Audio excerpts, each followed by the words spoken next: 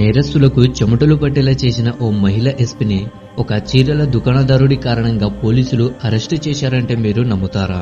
అయితే ఆమె నిస్సహాయతను చూసి దుకాణదారుడు బిగ్గరగా నవ్వాడు. కానీ ఒక విధంగా చెప్పాలంటే ఇది కేవలం ఆమెకు జరిగిన అవమానమే కాదు, పూర్తి న్యాయ వ్యవస్థకు జరిగిన అవమానం. అయితే ఫ్రెండ్స్, మరో 10 నిమిషాల్లో జరగబోయేది అందరినీ షాక్ కి గురి చేస్తుంది. ఎందుకంటే ఈ కథ కేవలం చీర గురించి మాత్రమే కాదు, నిజాయితీకి వ్యవస్థకు మధ్య సంఘర్షణ గురించి. ఉత్తరప్రదేశ్ కు చెందిన అత్యంత ధైర్యవంతురాలైన మహిళ ఎస్పీ వాస్తవ సంఘటన ఇది. కావున చివరి వరకు చూడండి. లక్నో వీధుల్లో సంస్కృతి పరిమళం, నవాబీ శైలి రంగుతో కూడిన కొత్త తుఫాను రాబోతుంది. ఆ తుఫాను పేరు కవిత వర్మ. కవిత కేవలం అధికారి మాత్రమే కాదు, తను న్యాయానికి నాంది. ఆమె కుర్చీని స్వీకరించిన అదే రోజు సాయంత్రం దుండగుల ముఖాల్లో ప్రశాంతత పోయింది. మేడం, ఈ ఫైలు చూడండి, ఇది గత 6 నెలలుగా ఇక్కడే మగ్గిపోతుంది అంటూ ఒక కానిస్టేబుల్ భయంగా కవిత దగ్గరికి వెళ్లి చెబుతాడు. దాన్ని అక్కడే ఉండనివ్వండి, దాని సంగతి ఏంటో నేను చూస్తాను అనే సమాధానం ఇచ్చింది కవిత. అయితే ఈ వాక్యమే ఆమెకు గుర్తింపుగా మారింది. పోలీస్ స్టేషన్ లైట్లు ప్రతిరోజు రాత్రి వెలుగుతూనే ఉన్నాయి. కంటి మీద కునుకు లేకుండా ఫైళ్ల కుప్పలు, సాక్షుల వాంగ్మూలాలు, ప్రతి కేసును పట్టుకుని పరిష్కరించాలనేదే ఆమె పట్టుదల. ఇదంతా చూసిన ప్రజలు అలసట అంటే ఏంటో మేడంకు అస్సలు తెలీదు అంటూ ఆమెను ఒక వీరనారిలా భావించేవారు. కానీ ఈ ఐరన్ లేడీకి కూడా కొన్ని వీక్నెస్లు ఉన్నాయి. తమ్ముడు రోహిత్ గుమ్మం దగ్గరికి రాగానే కవిత మోహంలో మొదటిసారి నిస్సాయత కనిపించింది. అక్కను చూడగానే రోహిత్ కళ్ళు చెమ్మగిల్లాయి. బాధగా రోహిత్, అక్క నువ్వు రాకపోతే నేను పెళ్లి చేసుకోను అని అంటాడు. చిన్నప్పటి నుంచి తల్లిదండ్రుల నీడ తొలగిపోయిన తర్వాత అక్కే తమ్ముడి ప్రపంచం. అయితే కవిత తమ్ముడి తలను తడుముతూ, నా కర్తవ్యం నీకు అర్థం కావడం లేదు అని చెప్పడంతో రోహిత్ కోపంగా, డ్యూటీ నువ్వేనా డ్యూటీ చేస్తుంది? నన్ను ఒంటరిగా వదిలేయడమే నీ డ్యూటీ అని చెప్పి రోహిత్ కోపంగా అక్కడి నుండి వెళ్లిపోతాడు. ఆ రోజు సాయంత్రం కవిత గుండె పగిలింది. ఆఫీసు కిటికీలోంచి చూస్తూ కవిత ఒంటరితనాన్ని మొదటిసారి అనుభూతి చెందింది. ఆమె ఫోన్ తీసుకుని పోలీస్ స్టేషన్ కు డయల్ చేసి, అత్యాచారం కేసులో సాక్షి వాంగ్మూలాన్ని రికార్డు చేసి పంపండి. నేను రాత్రంతా దానిపై వర్క్ చేసి రేపు సెలవు తీసుకొని నా తమ్ముడి పెళ్లికి వెళ్లాలి అంటూ చెబుతుంది. మరుసటి రోజు ఉదయం పెళ్లికి బట్టలు తీసి చూడగా బట్టలన్నీ యూనిఫామ్లా సాదాసీదాగా ఉన్నాయి. నేను ఏఎస్పీని అయ్యి మంచి రంగురంగుల బట్టలు వేసుకోవడమే మర్చిపోయాను అని భావించి తనలో తానే నవ్వుకుంటుంది. పెళ్లికి ఒక మంచి చీర కూడా లేకపోవడంతో కాస్ట్లీ చీర కొనుక్కోలేనా అనుకుంటుంది. ఇక వెంటనే ఎస్పీ యూనిఫామ్ లో కాకుండా నార్మల్ డ్రెస్ లో ఆమె ఒక బట్టల షాప్ కి తన పర్సనల్ కార్ లో వెళ్ళింది. కవిత వర్మ చీరల షాప్ కు తిరిగింది, కానీ ఆమెకు ఎక్కడ మంచి చీర దొరకలేదు. అలా వెతుకుతూ చివరికి సురేష్ శారీ షాప్ కి వెళ్ళింది. అక్కడ చీరల సెలెక్షన్ స్టార్ట్ చేసింది, కానీ మంచి చీర అయితే దొరకలేదు. అలా వెతుకుతూ 2-3 గంటలు గడిచిపోయాయి. చీరల సెలెక్షన్ మాత్రం పూర్తి కాలేదు. అలా వెతుకుతూ ఫైనల్ గా ఆమెకు ఒక చీర విపరీతంగా నచ్చేస్తుంది. దాంతో ఆమె బేరం చేయడానికి రెడీ అవుతుంది. అయితే ఆ షాప్ ఓనర్ మాత్రం, మేడం, మా షాప్ లో ఒకే రేటు ఉంటుంది, బయట బోర్డుపై రాసి ఉన్న రేటుకే ఈ చీర వస్తుంది అంటే 3500 అన్నాడు. ఇక ఎస్పీ మేడం ఆ చీరను చూసి ఓకే, నో ప్రాబ్లం అంటూ ఆమె ఆ డబ్బు ఇచ్చి చీరను తీసుకుంది. దుకాణదారుడు డబ్బును చెల్లించమని ఎస్పీ మేడం కు చీర ప్యాక్ చేసి ఇచ్చాడు. ఎస్పీ మేడం కూడా తనకు నచ్చిన చీర దక్కడంతో సంతోషంగా అక్కడి నుంచి వేరే షాప్ కి ఇంకా కొన్ని వస్తువులు కొనుక్కోవడానికి వెళ్లారు. అలా వేరే షాప్ కి వెళ్లి షాపింగ్ చేస్తూ ఉండగా తన చేతిలో ఉన్న ప్యాకెట్ లో నుంచి కింద పడిపోయింది చీర ఉన్న ప్యాకెట్. దాంతో చీర మడతలన్నీ విడిపోతాయి. అప్పుడు ఆమె చీర మడతలన్నీ విప్పి చూడడం మొదలు పెట్టింది. ఎందుకంటే ఆ షాప్ లో ఆమె కేవలం పై వరకు మాత్రమే చీరను చూశారు, లోపల అంతా చూడలేదు. కానీ ఇప్పుడు చూసేసరికి చీర లోపల అంతా దారపు పొగలుగా మొత్తం ఊడి వచ్చేస్తూ కనిపించాయి. చూడడానికి పట్టు చీర పెద్దగా బాగోలేదు, కానీ ఖరీదు చూస్తే చాలా ఎక్కువగా అనిపించింది. అప్పుడు పెళ్లికి ఆ చీరను పొరపాటున కట్టుకెళ్తే ఇంకేమైనా ఉందా, అస్సలు బాగోదు కదా అనుకుంది. ఆ చీరను ఆమె తిరిగి ఇచ్చేయడానికి అదే చీరల కొట్టుకు వెళ్ళింది. ఈ చీర ఏమీ బాగలేదు, పైకి ఇంత అందంగా కనిపించింది, కానీ లోపల చూస్తే అన్ని దారపు పొగులు వచ్చేయడంతో ఆ చీర ఎక్కువ రోజులు మన్నెదిగా కనిపించడం లేదు. ఖరీదు మాత్రం చాలా ఎక్కువగానే ఉంది అని షాప్ అతనితో చెప్పింది. ఈ చీరను రిటర్న్ తీసుకుని మరో చీర ఇవ్వండి అని అడిగింది. ఇక ఆ కొట్టువాడు కోపంతో ఆమెకు మళ్లీ చీరలు చూపించగా తప్పలేదు. అయితే ఆ దుకాణదారుడికి తాను ఇక్కడ ఎస్పీ అని తెలియదు. ఎస్పీ మేడం కూడా ఈ విషయాన్ని బయట పెట్టలేదు. ఆ తర్వాత ఎస్పీ మేడం చాలాసేపు ఆ చీరల షాప్ లో చీరల కోసం వెతికినా ఆమెకు మంచి చీర కనిపించలేదు. పోనీ అతను చూపించిన చీర ఆమెకు నచ్చడం లేదు. దాంతో ఆమె ఇక టైం వేస్ట్ అయిపోతుంది అనుకుని, అంకుల్ మీ షాప్ లో ఏ చీరలు నాకు పెద్దగా నచ్చడం లేదు కాబట్టి నాకు డబ్బు తిరిగి ఇచ్చేయండి, దాంతో నేను వేరే మంచి షాప్ కి వెళ్లి చీర కొనుక్కుంటాను అంది. అప్పుడు ఆ దుకాణదారుడు డబ్బులు తిరిగి ఇవ్వడానికి నిరాకరించాడు. తిరిగి ఇవ్వడం కుదరదు అంటూ తన షాప్ లోని ఒక చిన్న పోస్టర్ ని చూపించాడు. అందులో ఏముంది అంటే, ఒకసారి అమ్మిన వస్తువులను తిరిగి తీసుకొనబడవు అని ఉంది. ఎస్పీ మేడం అది చూసి చాలా ఆశ్చర్యపోయింది. అంకుల్, కానీ నేను 3,500 రూపాయలు పెట్టి చీర కొన్నాను, మరి ఆ చీరలో లోపాలు ఉంటే నేనేం చేయాలి అంది. దానికి అతను, చూడు, ఎక్కువగా వాదించకు, ఇది మా షాప్ లోని రూలు, ఫాలో కావాల్సిందే ఎవరైనా సరే అని హెచ్చరించాడు. సరే కాని ఇప్పటి వరకు ఈ చీరను తీసుకుని నా ఇంటికి తీసుకెళ్లకుండా పక్ష షాప్ వరకు వెళ్లి వచ్చాను, ఇంతలోనే ఏమైపోతుంది అంది. ఈ చీర ఏమీ బాగలేదు కాబట్టి నేను ఆ చీరను తిరిగి ఇవ్వాలనుకుంటున్నాను అని చెప్పింది. ఎస్పీ ఆ దుకాణదారుడు మాత్రం, నో మేడం, నువ్వు ఎవరైనా సరే తిరిగి ఇవ్వను అంటాడు. ఆ తర్వాత ఎస్పీ మేడం, కాదు, మీరు తిరిగి డబ్బు ఇవ్వాల్సిందే అని పట్టుబడింది. డబ్బుతో తిరిగి ఇవ్వకపోతే నేను ఇక్కడి నుంచి బయటకు వెళ్ళను అంటుంది. ఇలా చెప్పి ఎస్పీ మేడం అక్కడే కూర్చుని ఆ దుకాణదారుడికి తిరిగి ఆ చీరని ఇచ్చేస్తుంది. ఆ మహిళ మొండిగా ఉంది అని అర్థం చేసుకున్నాడు.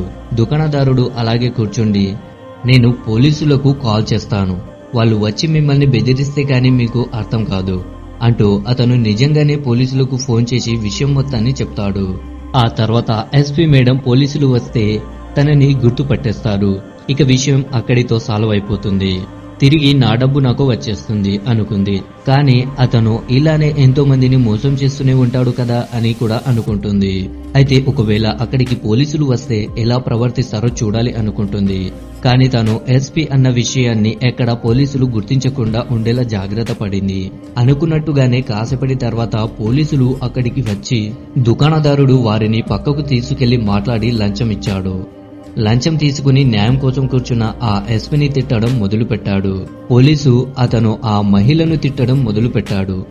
ఏవమ్మా, చదువుకున్నట్టుగా కనిపిస్తున్నావుగా, ఇలాంటి పనులు చేయడానికి సిగ్గులేదు, అయినా అమ్మిన వస్తువులు తిరిగి తీసుకోబడవు అని షాప్ లో బోర్డు కనిపించలేదా నీకు అన్నాడు. ఇదంతా విన్న ఎస్పీ చాలా ఆశ్చర్యపోయింది. చీరలో లోపం ఉంటే దాన్ని షాప్ వాళ్లే తీసుకుని కస్టమర్ కి తిరిగి డబ్బు రిటర్న్ చేయాల్సి ఉంటుంది. అయినా చీర బాగోనప్పుడు ఎవరైనా సరే ఇంత ఖరీదు పెట్టి ఎలా తీసుకోగలుగుతారు? ఆయన ఏదో రకంగా రాజీ పడాల్సి వస్తుంది, లేదంటే కుదరకపోతే డబ్బును తిరిగి ఇచ్చేయాల్సి వస్తుంది. కానీ ఇక్కడ అలా జరగలేదు. ఇది చూసి ఎస్పీ చాలా ఆశ్చర్యపోతుంది. ఎందుకంటే అసలు వీళ్ళు పోలీసులు అయ్యుండి ఇక్కడికి వచ్చి తప్పు చేసిన వారిని వదిలేసి తనను ఎందుకు నిందిస్తున్నారు అనుకుంది. మనసులోనే సరే, ఈ గేమ్ ఎంతవరకు ఆడతారో చూస్తాను అనుకుంది. అప్పుడు ఆమె అక్కడికి పోలీసులతో, సార్, నేను తప్పు చేశానని అనుకుంటున్నారా? ఈ దుకాణదారుడు చేసిన తప్పుకు నేను ఎలా బాధ్యురాలను అవుతాను? ఆయనపై చర్యలు తీసుకుని నా డబ్బును నాకు తిరిగి ఇప్పించండి. నేను తీసుకున్న ఈ చీర మొత్తం చూశాక అప్పుడు మీరు మాట్లాడండి అంటుంది. ఇలాంటి చీరను ఎవరైనా తీసుకుంటారా? మీరే చెప్పండి అంది.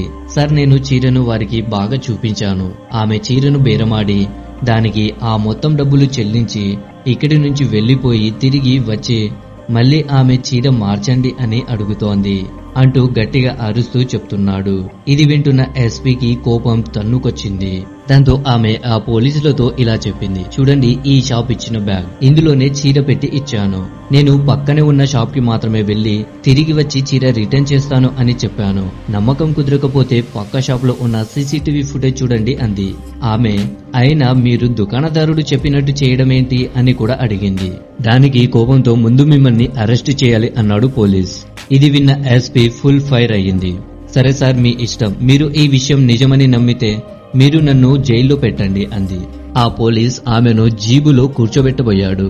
అప్పుడు ఎస్పీ, మీరు చట్టాన్ని రక్షించే వాళ్ళు కదా, మరి ఒక మహిళను అరెస్టు చేసేటప్పుడు మహిళ పోలీసులను తీసుకురావాలని మీకు తెలీదా అని అడిగింది.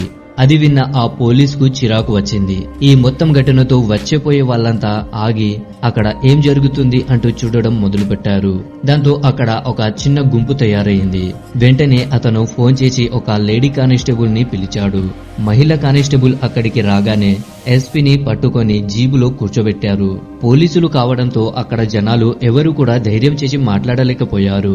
ఈ విషయం తలుచుకుంటూ అందరూ మౌనంగా ఉండిపోయారు. ఇక ఆమెను డైరెక్ట్ గా పోలీస్ స్టేషన్ కు తీసుకెళ్లారు. ఆమె పోలీస్ స్టేషన్ లోపల కూర్చుంది. అయితే అక్కడ ఒక పోలీసుకి ఆ లేడీ ఎస్పీ మేడం గురించి బాగా తెలుసు. ఎందుకంటే కొన్ని రోజుల క్రితం ఎస్పీ దగ్గర డ్యూటీని చేశారు. ఆమె నిజాయితీకి మారుపేరు అని తెలుసుకున్నాడు. అతను వెళ్లి ఎస్పీని అరెస్ట్ చేసిన పోలీసుల దగ్గరికి వెళ్లి, సార్ మీరు పెద్ద తప్పు చేశారు, ఆ తప్పుకు మీరు పశ్చాత్తాపపడవలసి ఉంటుంది అన్నాడు. అయితే ఆ ఎస్పీ ఆ పోలీసుని చూసి మౌనంగా ఉండమని సైగ చేస్తుంది. దాంతో ఆ పోలీసు నిశ్శబ్దంగా ఉండిపోతాడు. ఇక అక్కడ ఆయన ఎస్పీని ఉద్దేశించి, నిజానికి చట్టం గురించి ఆమెకు బాగా తెలిసినట్టుగా ఉంది, ఈ ఒక్కరోజు రాత్రి లాకప్ లో ఉంటే ఇంకా బాగా అర్థమవుతుంది అంటూ లాకప్ లో వేశాడు.